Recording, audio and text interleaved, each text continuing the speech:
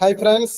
അപ്പൊ നമ്മള് കഴിഞ്ഞ വീഡിയോയിൽ പറഞ്ഞ പോലെ നമ്മള് ഒരുപാട് പ്രൊജക്ട്സുകൾ നമ്മൾ ഇംപ്ലിമെന്റ് ചെയ്യാൻ പോവാണ്. അപ്പൊ ഇന്നത്തെ നമ്മളെ പ്രൊജക്ട് എന്ന് പറഞ്ഞാല് ഇതിലുള്ള നമ്മളെ പ്രൊജക്ട് എന്ന് പറഞ്ഞാൽ വോയിസ് കമാൻഡ് എന്ന് പറഞ്ഞ ഒരു കോൺസെപ്റ്റ് ആണ്. അപ്പൊ അതിന്റെ ഒരു ഏകദേശം ഒരു കോൺസെപ്റ്റ് ഞാൻ ആദ്യം പറയാം, പിന്നെ നമ്മൾ ഇൻഡേഷൻ സ്റ്റേജിലേക്ക് പോവാം. അപ്പൊ വോയിസ് കമാൻഡ് എന്ന് പറഞ്ഞാൽ നമുക്കറിയാം എന്താണ്, നമ്മൾ ഒരു വോയിസ് കൊടുത്തുകൊണ്ട് സിസ്റ്റത്തിനെ കൺട്രോൾ ചെയ്യാം. ഫോർ എക്സാമ്പിൾ നമ്മൾ സിസ്റ്റത്തിനോട് പറയാണ് ബ്രൗസർ ഓപ്പൺ ചെയ്യാൻ വേണ്ടി പറയണം. അപ്പൊ ഓപ്പൺ ബ്രൗസർ അല്ലെങ്കിൽ ബ്രൗസർ എന്ന് പറഞ്ഞു കഴിഞ്ഞാല് ഓട്ടോമാറ്റിക് ആയിട്ട് സിസ്റ്റം നമുക്കൊരു ബ്രൗസർ എന്ത് ചെയ്യും, ഓപ്പൺ ആയിട്ട് തരും. അതേപോലെ വാട്ട് ഈസ് യുവർ നെയിം എന്ന് നമ്മൾ സിസ്റ്റത്തിനോട് ചോദിക്കുകയാണ്. അപ്പൊ സിസ്റ്റം നമുക്ക് അവരുടെ നെയിം നമുക്ക് റെസ്പോണ്ട് ചെയ്ത് ഇങ്ങോട്ട് പറഞ്ഞു തരും. അപ്പൊ ഈ ഒരു പ്രോജക്റ്റ് നമുക്ക് പലപ്പോഴും നമുക്ക് യൂസ് വരുന്നതാണ് വോയിസ് കമാൻഡ്, അഥവാ വോയിസ് പറഞ്ഞുകൊണ്ട് വോയിസ് അസിസ്റ്റൻസ് എന്നൊക്കെ പറയും.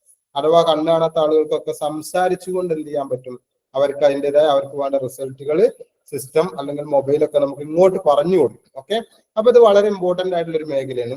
അപ്പൊ ഇതിൽ നമുക്ക് മെയിൻ ആയിട്ട് നമുക്ക് 3 സെക്ഷനാണ് വരുന്നത്.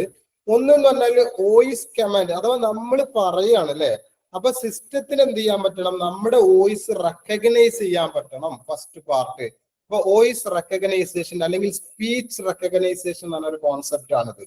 അഥവാ നമ്മൾ പറയുന്ന വോയിസ് മൈക്രോഫോണിന് വരുന്ന വോയിസ് അത് ഡിറ്റക്ട് ചെയ്തുകൊണ്ട് സിസ്റ്റം അതിനെ ഐഡന്റിഫൈ ചെയ്യുക അല്ലെങ്കിൽ റെക്കഗ്നൈസ് ചെയ്യുക എന്നുള്ളതാണ് ഫസ്റ്റ് സ്റ്റെപ്പ്.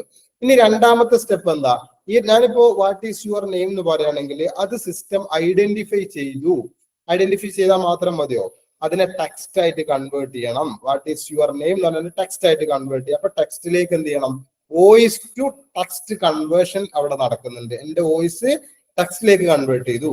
പിന്നീട് എന്താ നടക്കുന്നത്, പിന്നീട് ഈ text what is your name ഞാൻ ചോദിക്കുമ്പോ മൈ നെയിം ഈസ് എന്തെങ്കിലും ആ സിസ്റ്റത്തിന്റെ പേര് ഇങ്ങോട്ട് പറഞ്ഞു തരണം അല്ലെ.